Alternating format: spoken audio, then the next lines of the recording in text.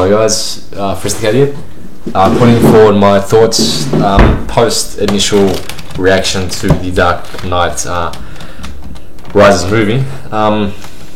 Sort of given it time to digest, because as we know the movie has a lot of stuff going on there. So I think initially I can understand I could have been coming across as if this movie is crap or really bad or anything like that. And I think it's just because my standard was just way too high, thinking I'm wanting this sort of almost like a masterpiece, and I think it's unrealistic to sort of think that every movie is going to be really good, or maybe as good as it can be. But I guess that's just being used to this smattering of not so good films that have come out in recent times past. But I want to talk about specifically the things that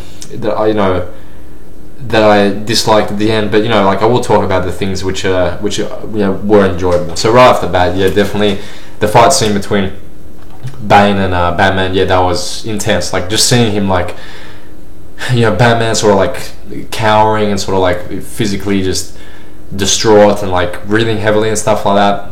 Great. I mean, obviously when Batman just his back gets broken by Bane, that is just insane. I think it's really interesting how Batman is meant to be this sort of untouchable character, and just so easily Bane just meets him and just does that to him as if it's nothing. Then he goes about his business. So that was done really well. I did like the idea of sort of the whole metaphor of when Bruce Wayne goes to the prison and he's sort of climbing out of the hole. I thought that's a good metaphor in life in general, when you're feeling down and out and you have to sort of rise and escape from your sort of metaphorical down period or time in your life, and sort of how the whole prison was sort of cheering for him to actually jump and made it, and that's exactly what he did. The part where you got the prison guy, the blind guy talking and stuff like that, it actually got pretty. It almost felt right then and there as if I was watching a different movie, just the way that it bounced that different setting. And when I was into it, I'm this is pretty good. When I was seeing that scene, I'm yep, the scope of this movie is getting even more massive. And then you got a story within the story, how he's telling the guy how he had to give up his wife in order to be released and stuff like that. That's actually pretty interesting story writing right there. So kudos in that respect. As we know, Blake's storyline was very interesting, as I mentioned before. It was very entertaining. And Bane as the villain, just being this cold, calculated killer, saying when Commissioner Gordon escapes and he's follow him, boom, he just shoots him and chucks his henchmen into the river. That was also very great. The end action sequence was very nuts, and the whole operation of how sort of Selina Kyle operated, there was definitely intelligent storywriting to sort of show how intelligent Selina Kyle actually was. Purposely picking up the senator guy so she could use his phone, so that she sort of was insurance for her that she wasn't going to get killed because he used her cell phone. That was also great. What else was good? Like I said, every single for the few scenes that were in there at night time, those were sort of my favorite scenes out of the whole movie, because Batman is meant to be at night, and so those scenes were great. You had a couple of mostly my stuff was during the day, and the sort of one of the main thing I felt like it took away from the Batman character. But like I said, that where him and sort of Catwoman are sort of fighting together, it's just this classic, and all these sort of funny one-liners was also a great addition to the film. I think that the way the story was structured sort of is what brought this movie down a little bit. I mean, I talk about my trifecta, story, characters, emotions. Characters were there. It was hard to sort of, again, you just have so many characters, so much stuff going on, it's hard to sort of, it's just a very fast pace, a non-stop thing, right? You need these sort of downtime moments, in my opinion, to make a movie a classic. And an example of a downtime moment is when you got Alfred and Batman sort of talking to each other, and then Alfred starts to cry. It's a very slow scene. You need these slow scenes, but I'm thinking like, I can't be too hard on Nolan because he's got to compress all this story into such a small time period. So sometimes like you just have to rush it, I guess. But nevertheless, like I said, like it's these scenes which are sort of cerebral, face to face. None of these like quick directing shots are being cut every second. Like focus up on like the character's face, what he's thinking, what he's feeling. Those are the scenes that make movies great. And because there's just so much going on here, bouncing around all over the place, the scenes just didn't have time to breathe, which is very important. So, for example, how Batman's meant to be a recluse, and then like all of a sudden he straps like this thing to his leg, and all of a sudden he's like training better all of a sudden.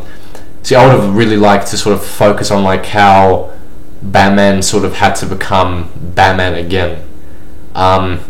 It seems to me like that's the main theme of the story. Like the Dark Knight rises, like he has to rise.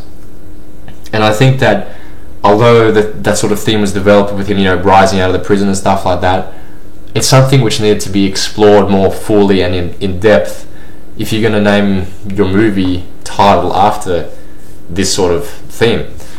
And that's why I like the prison scene sort of added to that. Like he's down this hole, he has to rise and come above it. But just showing a few scenes where this guy's back was broken, right? So if you don't show like some sort of difficulty in him sort of like stuffing up, sure, like he stuffed up a couple of times as he was trying to escape the hole, that's okay, but like it just felt like the whole point of this was sort of like Batman, his guys disappeared, he comes back, he has to retrain himself, and that's meant to be like very hard for him to do it.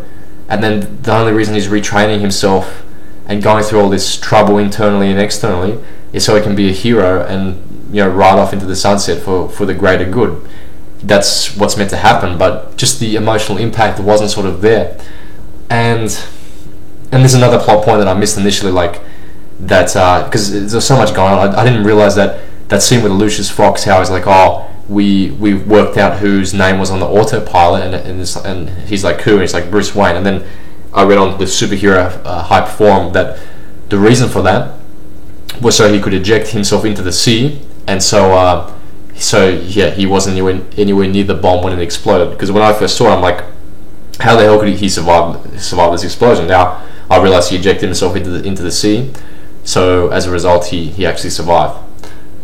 But yeah, like as I was saying, like just sort of not seeing him sort of really having sort of these, like if there was some sort of scene like him talking to someone without any music, just one-on-one, saying like like I need to sort of, and that's the thing, like on this trailer where it's like I need you to get me back in the game.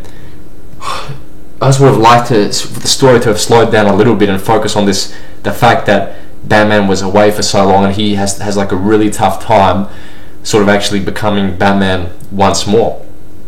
Instead, all that sort of bypassed, and you just have, and there's another complaint, like he escapes from this wherever it is in the desert or whatever. Sorry, I have no idea where it is.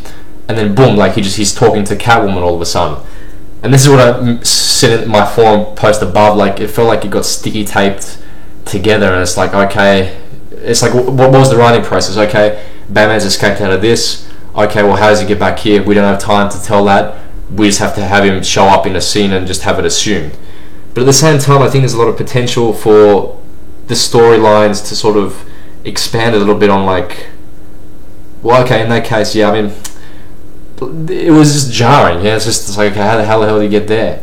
And I understand, like, with time constraints and stuff, but maybe like the story was just too ambitious for its own good, and it was just trying to tell so much story that the story that was told could not have been told correctly, because it was just, even in 2 hours and 40 minutes, it was still too clunky. And which is interesting because, like I said, like the whole trilogy as a whole, this movie is fantastic at linking all three storylines together, like Harvey Dent going back to Batman Begins, linking Jim Gordon putting the coat on Batman stuff. Like it really does feel like a whole now, which is fantastic. And now when I watch the movies in retrospect, it'll add like a different flavor or dimension to it. But then individually as a movie, like it doesn't really sort of like stand up on its own 2 feet. And that's something like all these people are saying it's really good, but I don't know, guys. Like, correct me if I'm wrong, but there's just something off about this movie. Like, you can't really say it was that good. It was good, but like I said, like I can't say. Okay, maybe I can say it's very good, but yeah, like not like people saying getting blown out of the water. I can't agree with that at all. I'm not saying that to be difficult. Yeah, everyone wants to see a good movie. No one wants to sort of be like a negative person all the time. But at the same time, if I was thinking, okay, I'll put all my expectations out the door when The Dark Knight Rises sort of writing goes boom, I'm gonna ask myself, am I satisfied? And the answer was, I was not satisfied initially. Yeah. So I think that sort of having that sort of theme of like Batman sort of just automatically just sort of becoming Batman again, just sort of like as a plot device, and just sort of just skipping ahead of from those areas where they could have actually sort of fleshed out exactly his struggle to become Batman again. I think that's sort of should have been the main sort of point of the story. Yeah, like he's got to retrain himself. My phone's ringing, so I'm going to cut this short, but let me know your thoughts, guys. Peace.